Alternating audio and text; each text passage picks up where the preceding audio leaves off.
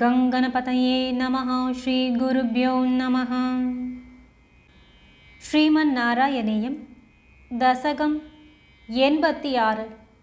சால்வன் முதலியவர்களின் வதம். பாரதப் போர்.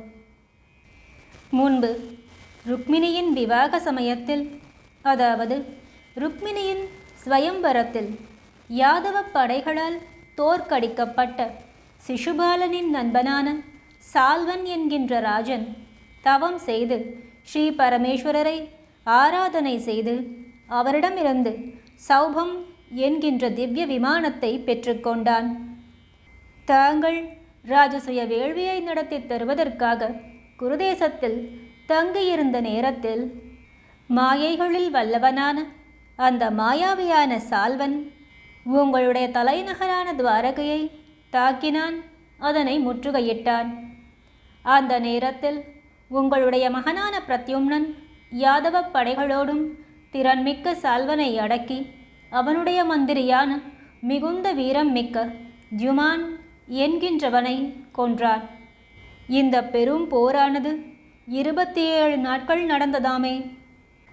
அதற்குள் தாங்கள் பலராமனோடு கூடினவராய் விரைவாக வந்து அநேகமாக முற்றிலும் முறியடிக்கப்பட்ட படைகளை உடையவனும் சௌபம் என்கின்ற விமானத்திற்கு உரியவனுமான அந்த சால்வனை தடுத்து எதிர்த்தீர்கள். அவனும் தன்னுடைய கதாயுதத்தினால் உங்களுடைய திருக்கரங்களில் இருந்து உங்களுடைய சார்ங்கத்தை நழுவும்படி செய்தான் அல்லவா? மேலும் மாயைகளை வென்றவரான உங்கள் எதிரிலேயே மாயையால் உருவாக்கப்பட்ட உங்களுடைய தந்தையான வாசுதேவரை போன்ற ஒரு உருவத்தை அவன் கொன்றான்.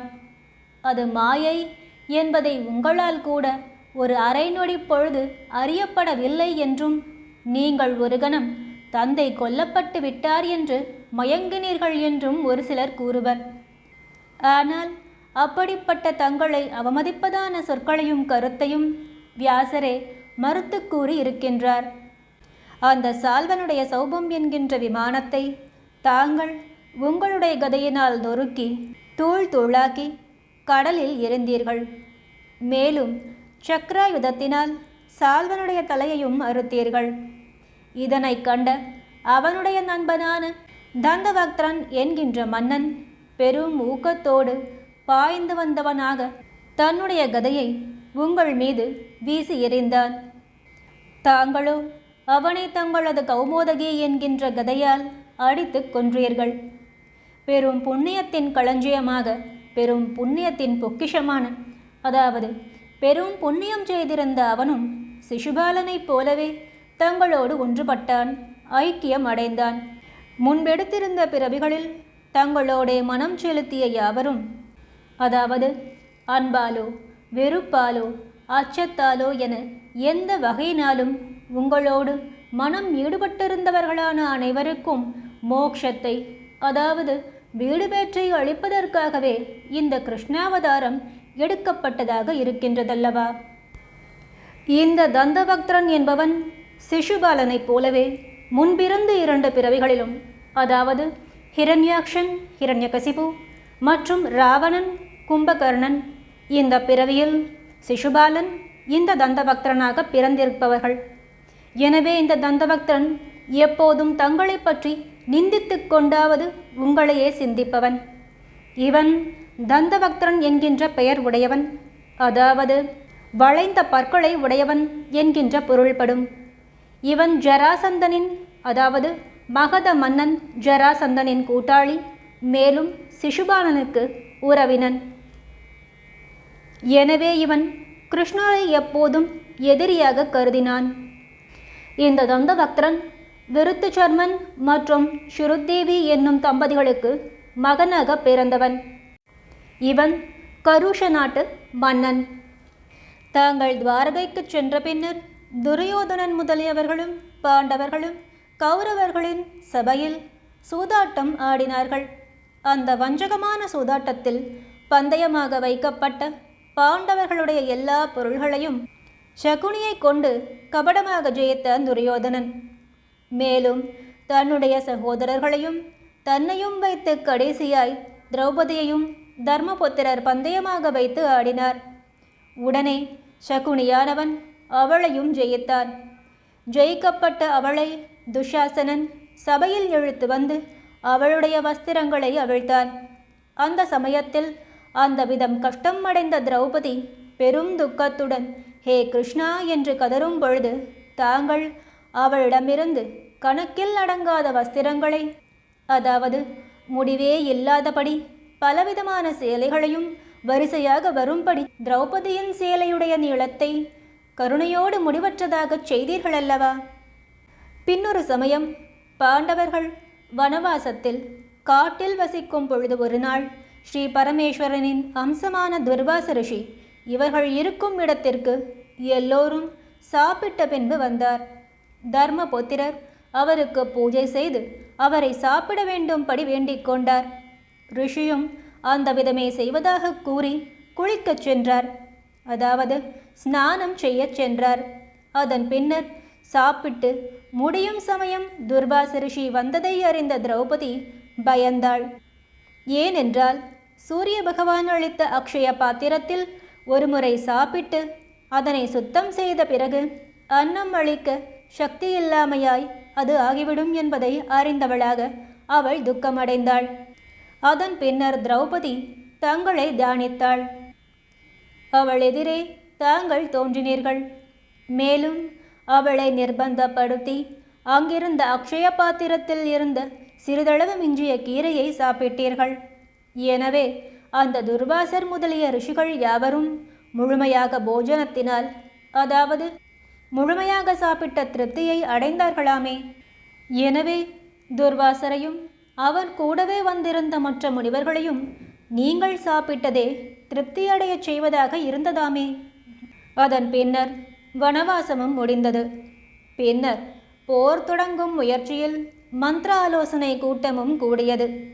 அங்கே அர்ஜுனன், துரியோதனன் ஆகிய இருவரும் தங்களுடைய உதவியை நாடினார்கள். அப்போது அர்ஜுனன் நீங்கள் ஒருவர் மட்டுமே போரில் உதவியாக வேண்டும் என்று கேட்டான். எனவே துரியோதனனுக்கு உங்களுடைய யாதவ சேனையை கொடுத்தீர்கள். பாண்டவர்களுக்காக தூதன் என்கின்ற முறையில் தூது செல்வதற்காக தாங்கள் ஹஸ்தினாபுரம் சென்றீர்கள் அல்லவா? அந்த நேரத்தில் பீஷ்மர், துரோணர் ஆகிய அனைவரும் மிகவும் தங்களை மதித்தார்கள். அங்கே உங்களுடைய சொற்களை, அதாவது அங்கே உங்களுடைய திருவாக்கை துரியோதனன் மட்டும் எதிர்த்து நிராகரித்தான். எனவே பல்வேறு முனிவர்களும் நிறைந்திருந்த அந்த அவையில் தங்களுடைய விஸ்வரூபத்தை தாங்கள் விரித்து காட்டினீர்கள். அந்த நகரத்தையே ஒரு கலக்கு கலக்கி கலங்கச் செய்தவராக திரும்பி வந்தீர்கள் அல்லவா? ஹே கிருஷ்ணா, தாங்களும் அர்ஜுனனுக்கு தேர்ப்பாகனாக, தேரோட்டியாக இருந்து கொண்டிருந்தீர்கள். அந்த போரின் ஆரம்பத்தில் வீரனான அந்த அர்ஜுனனை உறவினர்களை கொல்வதில் கருணை கொண்டவனாகவும் மன உளைச்சல் கொண்டவனாகவும் கண்டு, ஹே நண்பா, இது என்ன? இந்த ஆத்மாவானது என்றுமே உள்ளது, ஒன்றே ஒன்றுதான். தன்னை தவிர வேறு ஒன்று என்பது இல்லாதிருப்பது, அழிவில்லாதது. எனவே இங்கு கொல்பவர் யார்? கொல்லப்படுபவர் யார்? எனவே இங்கு கொல்கின்றோம் என்கின்ற அச்சத்தை விடுத்து போரிலே வதம் என்பதை, க்ஷத்திரிய தர்மம் என்பதை உணர்ந்து கொண்டு இந்த அறப்போரை, அதாவது தர்ம நெறி தவறாத இந்த போரினை நீ செய்வாயாக என்று கூறி உங்களுடைய விஸ்வரூபத்தை அவனுக்கு காண்பித்தீர்கள். அவ்வாறு தங்களுடைய விஸ்வரூபத்தை காண்பித்து அவனை இயல்பு நிலைக்கு அடைவித்தீர்கள் அல்லவா? அதன் பின்னர் பக்தர்களுக்குள் மிகவும் தலை சிறந்தவரான அந்த பீஷ்மர் உங்களுடைய பூபாரத்தை குறைக்கின்றதாகிய செயலில் ஒரு மனத்தோடு ஈடுபட்டவராக தினம் தினம் அரசர்களை 10,000 கணக்கில் கொன்று தீர்த்தார். அவ்வாறு அவர் கொன்று தீர்க்கையில் அர்ஜுனனும் கூட தளர்ந்து போனவனானான். எனவே போரில் ஆயுதம் எடுக்க மாட்டேன் என்கின்ற உங்களுடைய பிரதிஜையை விட்டுவிட்டு சிறந்த உங்களுடைய ஆழி எனப்படும் சுதர்சன சக்கரத்தை ஏந்தி கொண்டவராக பெரும் கோபம் கொண்டவரைப் போல பீஷ்மர் எதிரில் பாய்ந்து சென்றீர்கள். அந்த நேரத்தில் அப்பொழுது அவரை கைகளை கூப்பிக்கொண்டு தலை வணங்கிக் கொண்டு நிற்பவராக கண்டு மகிழ்ச்சியோடு திரும்பிச் சென்றீர்கள் அல்லவா? துரோணரோடு போர் செய்து கொண்டிருந்த சமயத்தில் 4 தந்தங்களோடு கூடிய யானையின் மேல் ஏறிக்கொண்டு போர் புரிந்தான் பகதத்தன். அவன் நரகாசுரனின் மகன்.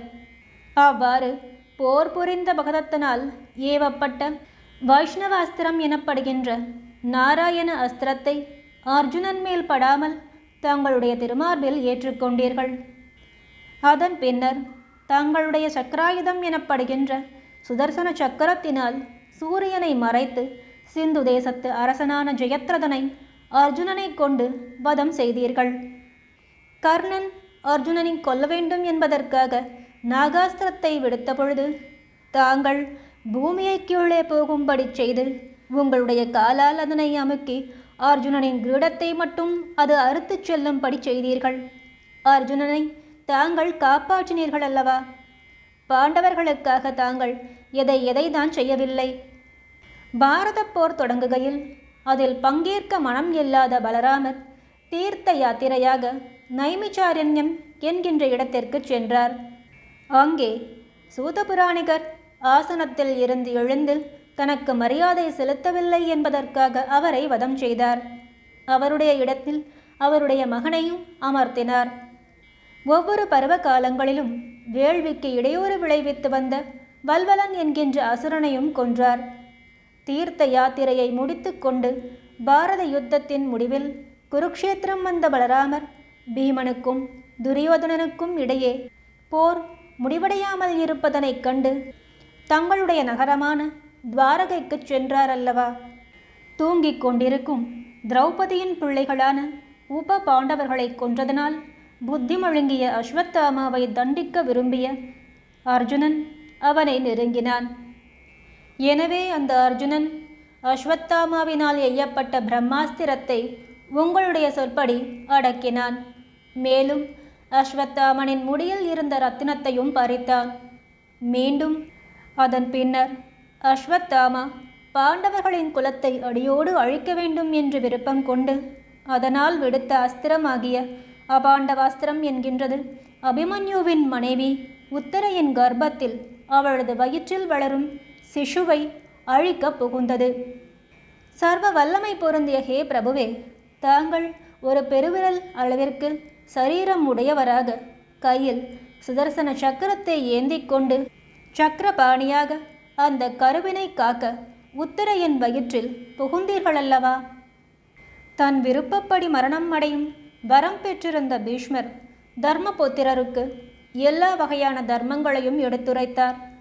அதன் பின்னர் பக்தியின் மேன்மையினால் தங்களை நேரில் தரிசித்து கொண்டே உங்களை கண்ணார தரிசித்தவாறே நிர்குண பிரம்மம் என்கின்ற நிலையை அடைந்தார். அதாவது குணங்கள் எல்லாவற்றையும் கடந்த பரம்பொருளின் நிலையான பிரம்ம நிலையை அடைந்தார் அல்லவா? ஹே ஸ்ரீ குருவாயூரப்பா, பின்னர் தன்னுடைய எல்லா மனவிருப்பங்களும் நிறைவேற பெற்றவரான தர்மபுத்திரரை கண்டு மிகவும் சிறப்பு வாய்ந்த 3 அஸ்வமேத யாகங்களை செய்வித்தீர்கள். அதன் பின்னர் தாங்கள் துவாரகைக்கு திரும்பிச் சென்றீர்கள் அல்லவா? அப்படிப்பட்ட தாங்கள் என்னுடைய எல்லா நோய்களையும் போக்கி என்னை காப்பாற்றி அருள வேண்டும். இவ்வாறு நம்பூதிரி வேண்டிக் கொள்ள ஸ்ரீ அப்பனும் ஆம் என்று தலையை ஆட்டி அங்கீகரித்தாராம். ஹரி ஓம். அன்யதா சரணம் நாஸ்தி த்வமேவ சரணம் மம தஸ்மாத் காருண்ய பாவேன ரக்ஷ ரக்ஷ ஜனார்தனா.